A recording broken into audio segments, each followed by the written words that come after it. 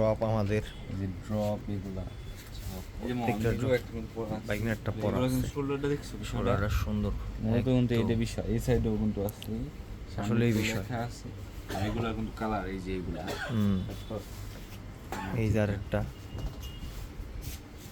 আর এই মানে এই কালারটা এগুলো সেরা সেরা কালার সেরা সেরা কালার আসলেই। আর এইটা তো ব্ল্যাক তো কয় কিছু নাই বলার কিছু নাই দেখছো না ওগুলা? প্রত্যেকটা কালারই সুন্দর।